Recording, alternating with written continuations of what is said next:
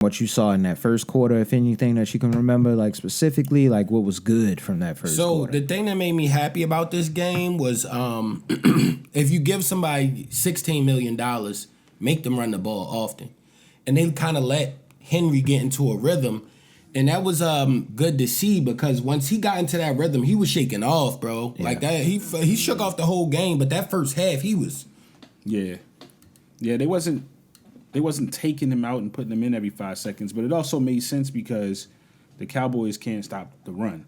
So it was like this is a game where Henry should get off, yo. Like if it wasn't for if he didn't look really good in this game, I think it would be time to get a little nervous. Yeah, man. Because this team is a pass rush team, and they also really good with their pass rush. The Cowboys are really good with their pass rush, particularly when they have a lead. So they could just literally just rush the passer all day. But if you start, they're not a good come from behind team. Like you said, they just kept running and running and running. How many carries did Henry have? I can't even remember, but he was up there in that number. I think they was listening to us, yo. I was about to say that. They was listening to us, yo. Last breakdown that we had, we were very frustrated at the fact that, one, Henry wasn't used a lot in that first half. That was crazy. He had, I don't know how much he had in that first half, but it was very minimal. Yeah. And that's just it's not conducive to our team this year. We have to put that ball on the ground. That's what we were stressing last week. That's why I feel like it was a lot of conversations that were had in post game, which we'll talk about later. And, that and things that we saw that felt like, oh, they might have been actually kind of either you heard something or you saw a clip or something that said like, all right, y'all stepped up a little bit. So it felt good to see that run game working early on. And even another testament to the coaching staff is listening to us, yo. And this is not alleged, yo.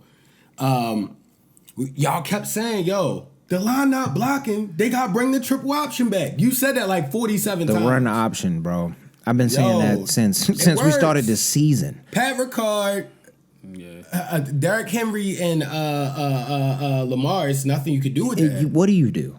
What do you do? Because you're gonna try to get there quick enough so you can stop Henry, which is gonna make you overthink. If you overcommit, then if Lamar reads that right, he's breaking that. If he reads that right every time, there's going to be at minimum 6 to 7 yards that they're getting on that play. Facts. Every time that read option does that. Facts. It's somebody had video clips of it on X, formerly known as Twitter, and it showed specifically that he's been doing this since he was in high school, yo. He's dynamic. I know we want to see him pass, and I agree. But, yo, that read option has to come out, Stop comparing Joe Burrow to him, yo. Please, yo. Yeah, that has to stop. At this point, stop. Because, Zay, even with the 2 losses, if Lamar just plays like he played in the first 3 games all season, he's going to win MVP again, yo. Yeah, but let's keep going with this game. Real quick, because Henry, he had 26 touches overall. He had 25 I figured carries, it was something around there. And he had that one good catch. But the one thing I will say about Henry is that's going to make it, because we talk about the line, and yes, the line play is one thing, but he's doing a lot of standing next to Lamar for them to do potentially some option stuff here or there because Lamar's comfortable with some of that.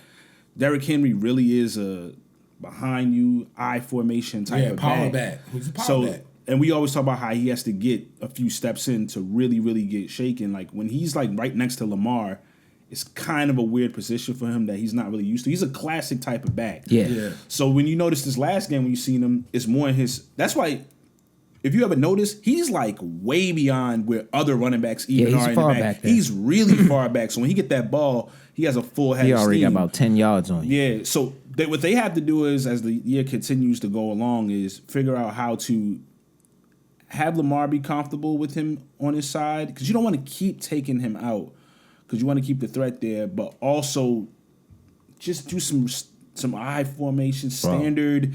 We put Pat Ricard there and just keep bludgeoning you the entire game, yo. When that works best is when we get into that range of between that 30 to red zone. If we in that range and we put them in that I formation, it works every time. Yeah. We get something every time that happens. So we start off with the option.